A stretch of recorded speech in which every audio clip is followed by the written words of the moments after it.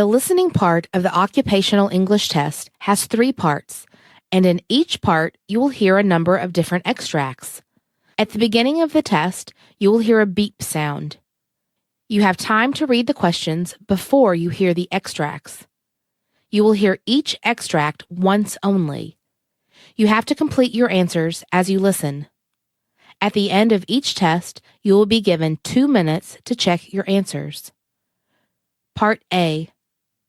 In this part of the test, you hear 2 different extracts. In each extract, a healthcare professional is talking to a patient. For questions 1 to 24, complete the notes with the information you hear. Now, look at the notes for Extract 1.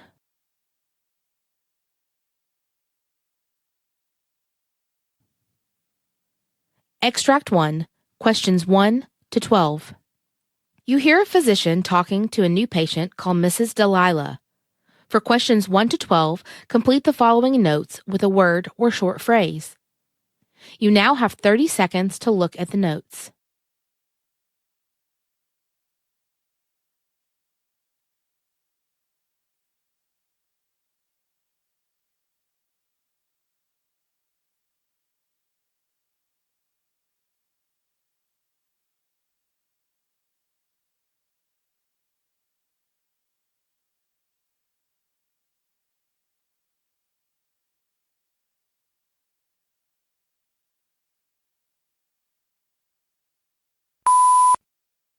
Hello, doctor. Good morning.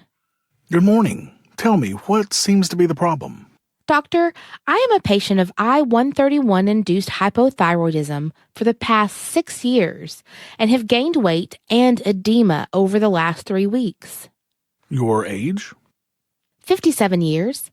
I also have other complications like fibromyalgia, Crohn's disease, inflammatory bowel disease, COPD, and disc disease, as well as the thyroid disorder.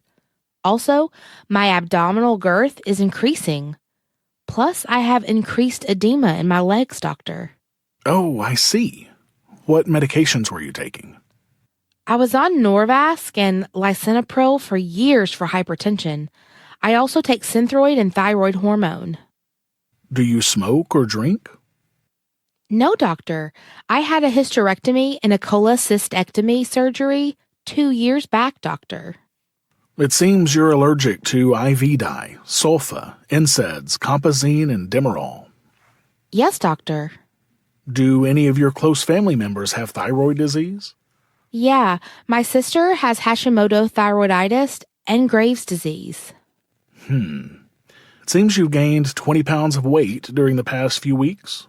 Yes, I experience frequent sweats and fatigue as well. Do you feel any chest pain? No, doctor.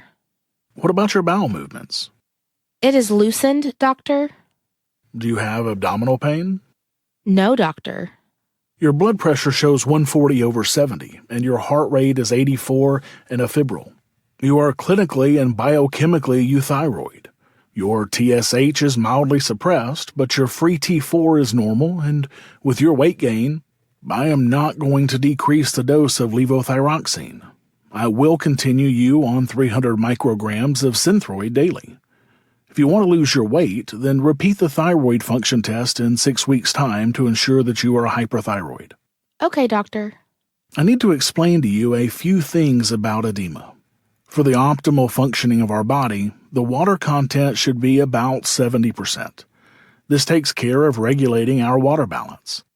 Our kidneys regulate the water level of our body with the help of the antidiuretic hormone called vasopressin. The pituitary gland secretes the vasopressin to prevent excessive water loss from our kidneys, to hold on the water level to ensure optimal functioning of our body and prevent dehydration. More or less, edema is a symptom of a malfunctioning of water regulation process of our body. Once our body has an adequate water level, and when our kidney excretes water, vasopressin should turn off. However, in the case of edema, vasopressin mechanism malfunctions and our body continues to retain excess water. Other than medications, what can I do to control edema, doctor? There are certain simple dietary and lifestyle choices I would suggest for you which can promote healthy elimination of excess water. One of the most prominent things you can do is to maximize your water intake through drink and food. Excessive intake of water promotes regular production and expulsion of urine called diuresis. What are all the foods I should eat, doctor? Foods such as celery, grapes, melons, spinach, carrots, and other green leafy vegetables. Similarly, try to reduce the sodium intake in your diet. High sodium always leads to excess retention of water. Beware of canned and processed foods, which are often high in sodium. Foods such as white bread, refined foods, refined sugars, pasta, and even alcohol can result in water retention. Exercise of any kind that increases heart rate is very helpful in promoting the fluid movement from the extremities to the heart, therefore reducing edema in the extremities. Thank you very much, doctor.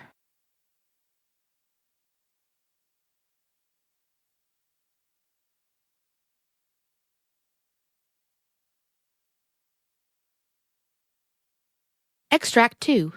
Questions 13 to 24. You hear a physician talking to a patient called Mr. Chataluka. For questions 13 to 24, complete the following notes with a word or short phrase. You now have 30 seconds to look at the notes.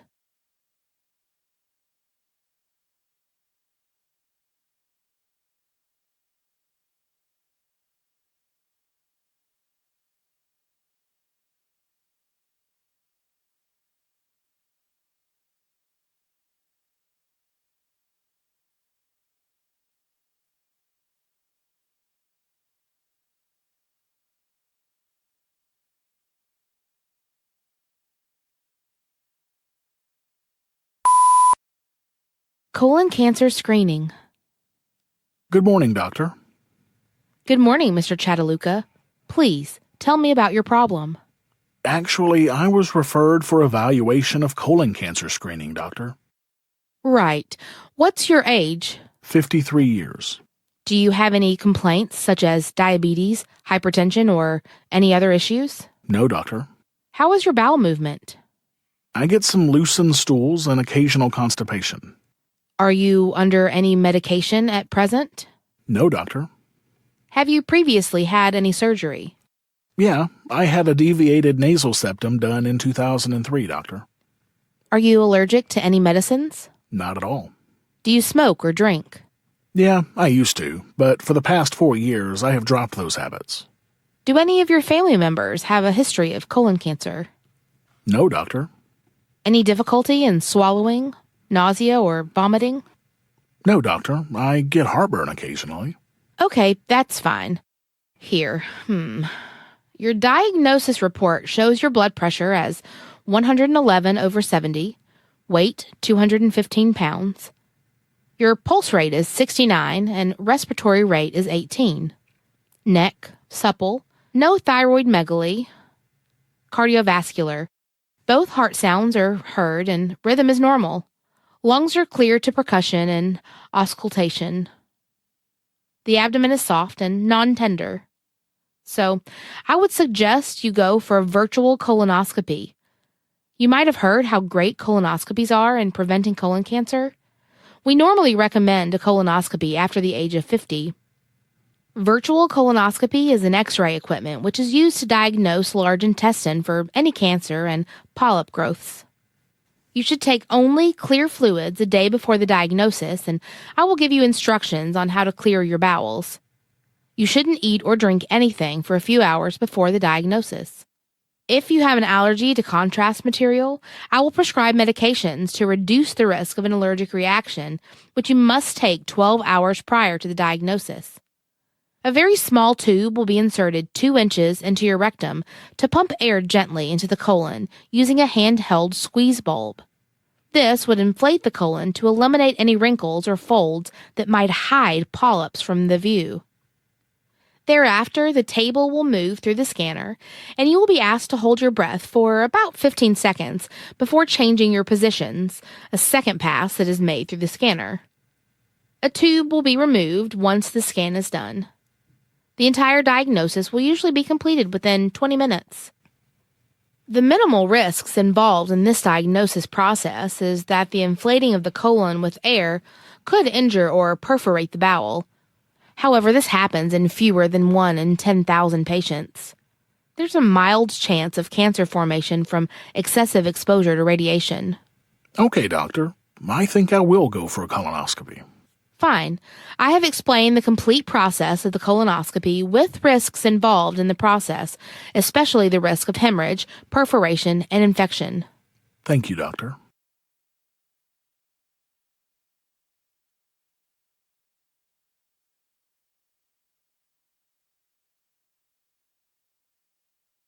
That is the end of Part A. Now, look at Part B.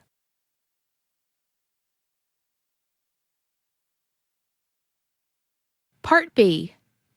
In this part of the test, you will hear 6 different extracts. In each extract, you'll hear people talking in a different healthcare environment.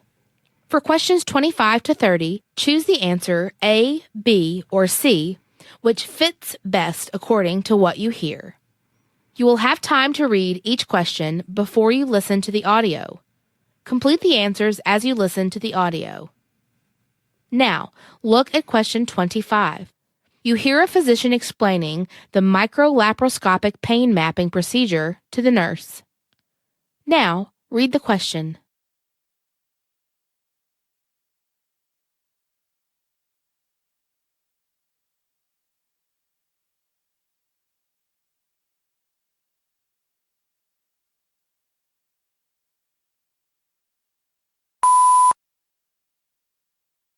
Micro-laparoscopic pain mapping.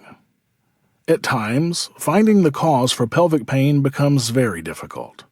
This is especially true in the case of pelvic scar tissue, endometriosis, fibroids, and other problems. In a pain mapping procedure, the patient is given some strong medication to make them sleep. After injecting local anesthetic medicine into the navel, the physician will insert a small bubble of gas inside the belly and insert a laparoscope of very tiny diameter inside the belly to look around. Another small instrument is inserted lower down on the belly and used to touch organs inside after the patient awakens. While touching the internal organs, the patient will denote whether the patient is getting pain when touching specific organs. For instance, if the endometriosis is causing pain, it will be tender while touching the organ with the instrument. Moreover, when the patient experiences pain on the right side, it is difficult to make out whether the pain is in the ovary or the appendix. Therefore, pain mapping could help figure this out and help the physician pick the exact procedure.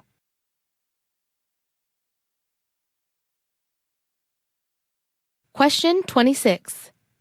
You hear a physician discussing the role of vitamin D in lung disease. Now read the question.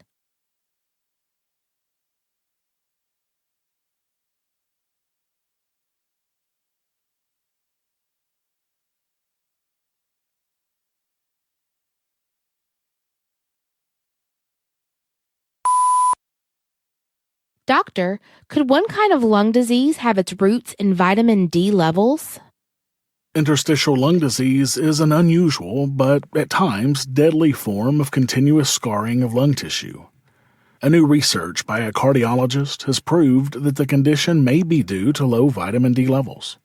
Calcifediol is the biologically active form of vitamin D that is hydroxylated by our kidneys to form calcitrol, that circulates as a hormone in the blood, playing a major role in regulating the concentration of phosphate and calcium.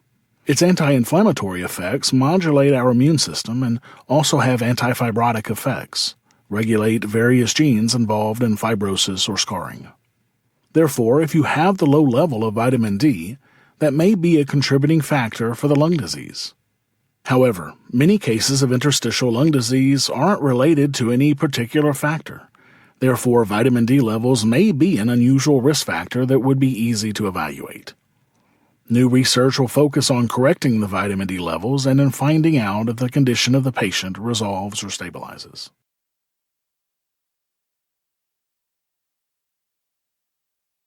Question 27. You hear a doctor explaining the causes of pyloric stenosis in children. Now, read the question.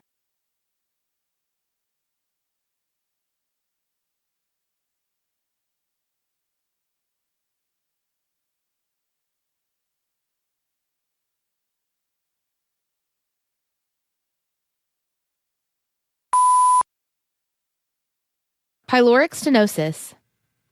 When the muscles in pylorus thicken, that narrows the opening of the pylorus and prevents the food from reaching the intestine. This kind of narrowing of the lower portion of the stomach is known as pyloric stenosis. Typically, this problem occurs in newborn children between 2 to 8 weeks of age. As the pylorus thickens, the stomach opening is blocked. Therefore, the food cannot move into the intestine. This causes a patient with pyloric stenosis to vomit, which could result in several problems. Dehydration is the major problem caused by pyloric stenosis, since the regular vomiting devoids the fluids for the nutritional need of the infant. Secondarily, minerals such as potassium and sodium are lost through vomiting, making the baby weak. Mainly, the firstborn male babies are vulnerable to pyloric stenosis. Smoking or intake of tobacco during pregnancy doubles the chance of pyloric stenosis in infants. Bottle feeding is also another cause for developing pyloric stenosis. According to findings, infants giving antibiotics in the first 15 days of their birth have the greatest risk.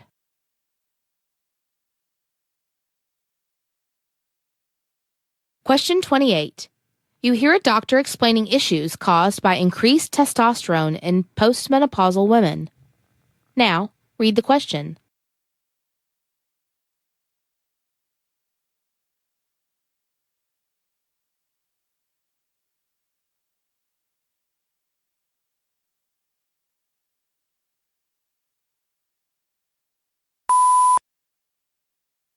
Hello, doctor. Is it essential to measure the testosterone for postmenopausal women? Well, according to research conducted by a cardiologist, higher levels of testosterone in postmenopausal women is the main cause for their cardiovascular disease. Testosterone is a type of hormone known as the androgen in the male. Therefore, a higher level of this hormone in women causes high blood pressure, adverse lipid profile, and other unforeseen health issues. Usually, testosterone becomes more dominant in women after the menopause. However, screening for hormone levels during such health conditions is not in practice at present. Symptoms of an excessive level of testosterone in a female include excess facial and body hair, deepening of the voice, acne, increased muscle mass.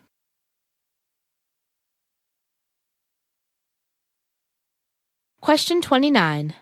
You hear a doctor discussing the methods to control narcotics use by the patient. Now, read the question.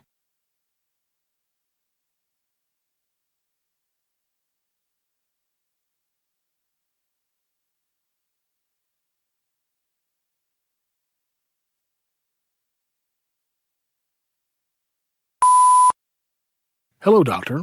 Is there a comprehensive approach to keeping pain under control, avoiding narcotics? Yes, according to a pain expert who has established a multidisciplinary pain clinic engaging physicians, acupuncturists, massage therapists, psychiatrists, and patients to kick the opioid habit. One fundamental practice followed is signing an actual contract with a patient mentioning that they will not use any kind of narcotic while they are getting prescriptions from us. Moreover, they will also not do anything outside of getting another prescription from any other provider. We will tell them that we will be randomly doing urine examination, and we tell them if they keep getting positive urine tox screens, we are not going to provide them medical services, so then they have to go and find another provider. Occasionally, we get a positive tox screen, and we confront the patients, and we warn them, if it happens next time, they cannot come to our clinic anymore.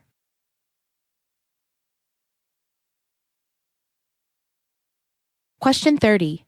You hear a doctor arguing about nose inflammation, whether it is good or bad. Now, read the question.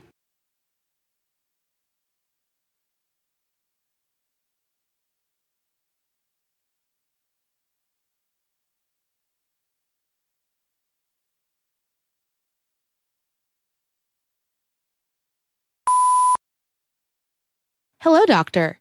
What can the nose inflammation teach us about how the human body repairs itself? We have the ability to smell things because of our olfactory system. However, according to research by an otolaryngologist, For the patients with chronic sinusitis, inflammation on overdrive compromises this system. The greatest problem in patients is just the ability to smell due to inflammation, as in the case of chronic sinusitis, for instance. It's evident that chronic inflammation is bad for the olfactory system, at least in the early stages, to begin the repairing process. It is surprising that inflammation actually plays a beneficial role in early repair of tissues that allow us to smell.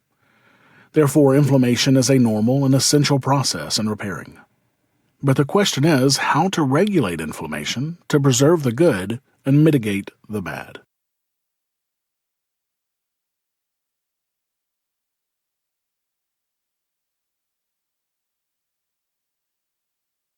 That is the end of Part B. Now, look at Part C.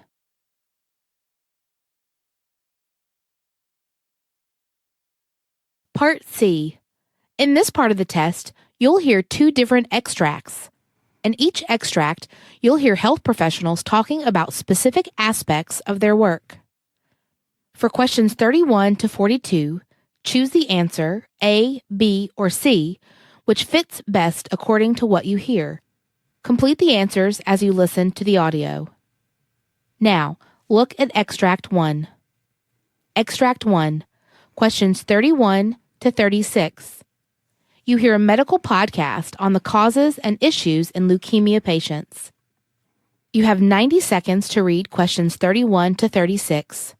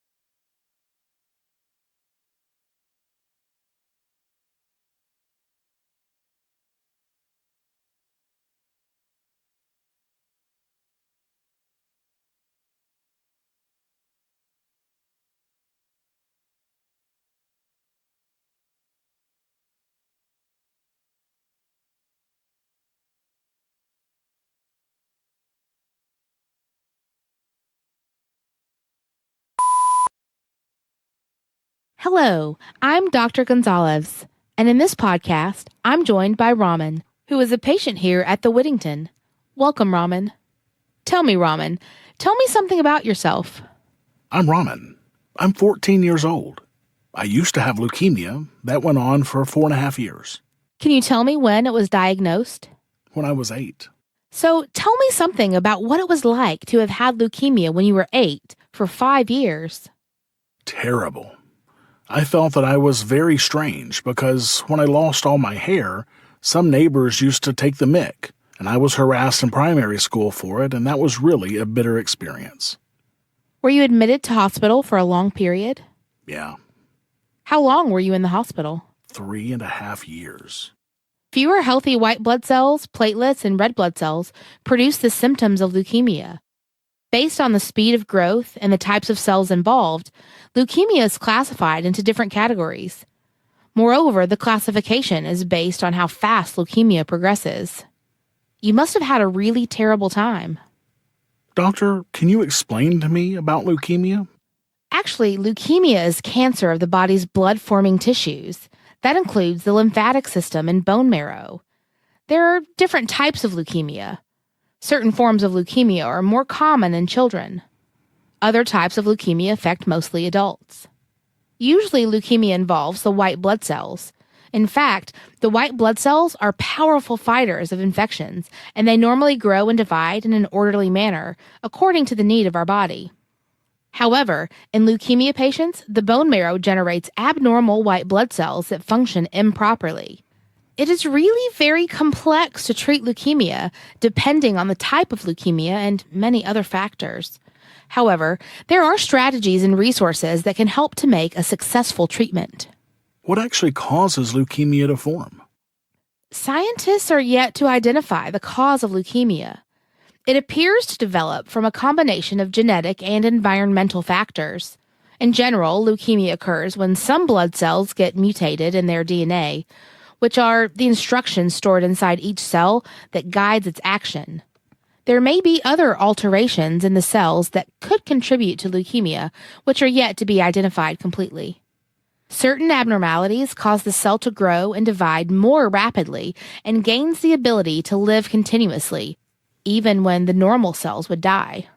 Over time, these abnormal cells crowd out healthy blood cells in the bone marrow, resulting in fewer healthy white blood cells, platelets, and red blood cells, producing the symptoms of leukemia.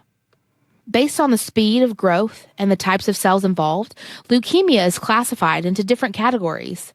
Moreover, the classification is based on how fast leukemia progresses. In acute leukemia, the abnormal blood cells are immature blood cells which cannot function normally, and they have a rapid growth, worsening the disease very quickly. Therefore, acute leukemia requires aggressive, timely treatment. There are many types of chronic leukemias. Certain types of chronic leukemias produce numerous cells, and some produce too few cells. Chronic leukemia targets mature blood cells. These blood cells replicate or accumulate very slowly and can function normally for a certain period of time. Some other types of chronic leukemia produce no early symptoms and become unnoticed or undiagnosed for many years. The second classification is made based on the type of white blood cell affected. Lymphocytic leukemia affects the lymphocytes that form lymphatic tissue that compromises our immune system. Myelogenous leukemia affects the myeloid cells that produce the red blood cells, white blood cells, and platelet-producing cells. Doctor, can you explain to me the risk factors involved in this disease? Patients who have received certain types of radiation therapy and chemotherapy for other types of cancers have a high risk of developing certain types of leukemia. Genetic abnormalities also seem to play a prominent role in the formation of leukemia. Genetic disorders such as Down syndrome are vulnerable to leukemia. Exposure to certain chemicals, such as benzene used in the chemical industry, is connected with an increased risk of certain types of leukemia. Smoking increases the risk of acute myelogenous leukemia. If any family member has been diagnosed with leukemia, then you have an increased risk of leukemia. However, most people with such risk factors do not always get leukemia. Moreover, many people with leukemia have none of these risk factors as well. That is really terrible to know, Doctor. Yeah, of course.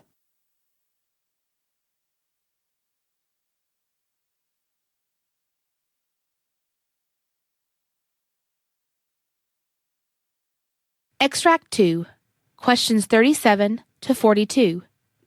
You hear the guidelines given by the physician to the nurse about the diagnosis procedure of arthrocentesis.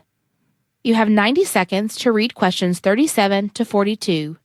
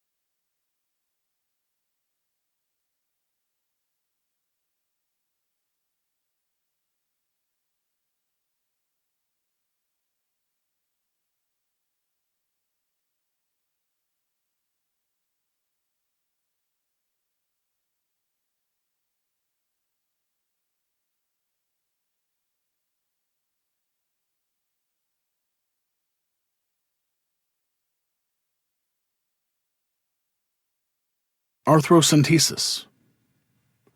Arthrocentesis with a subsequent synovial fluid analysis is performed to determine the cause of arthritis presenting with inflammatory signs or joint effusion to diagnose septic arthritis gram stain, culture insensitivity, or suspected crystal-induced arthritis to differentiate gout from pseudogout.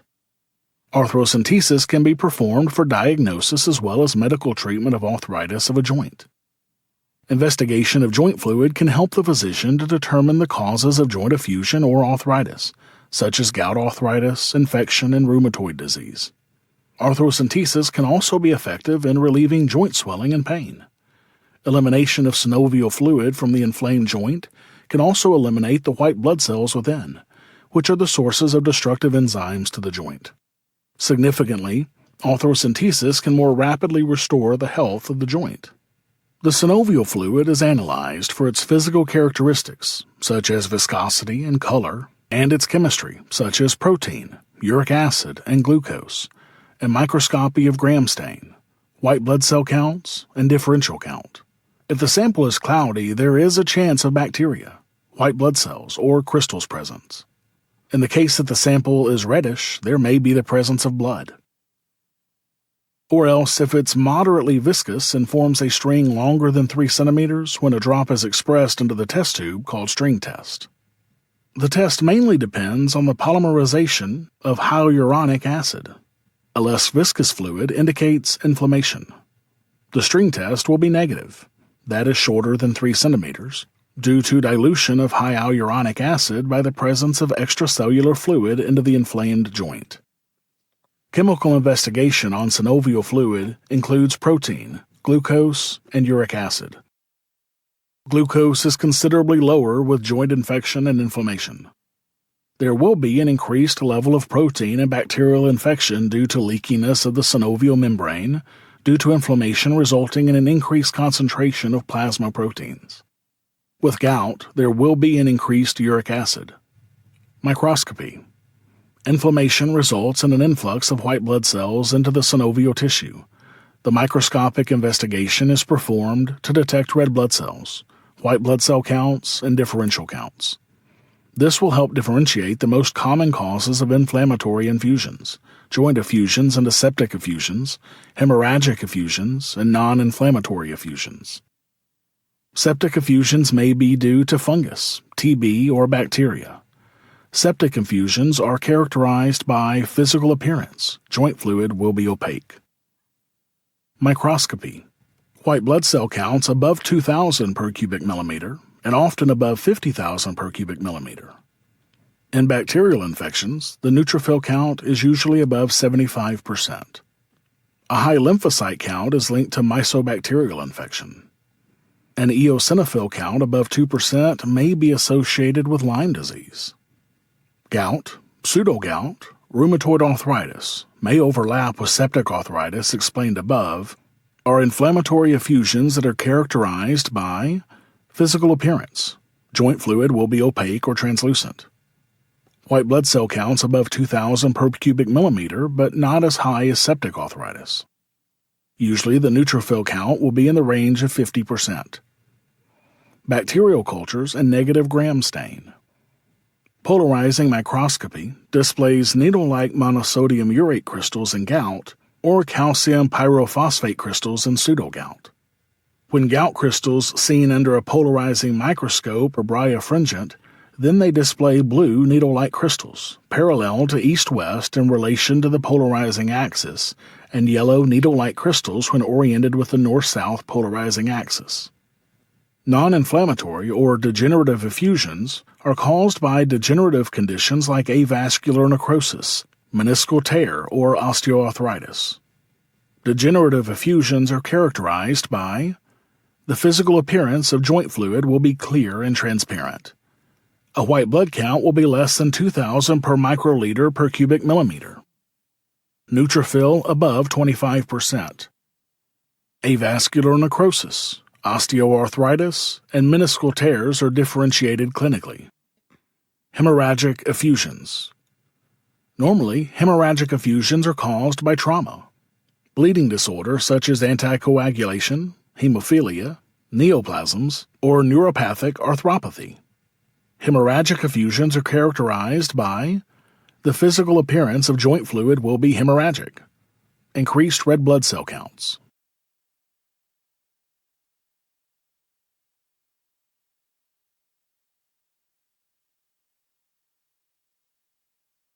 That is the end of Part C.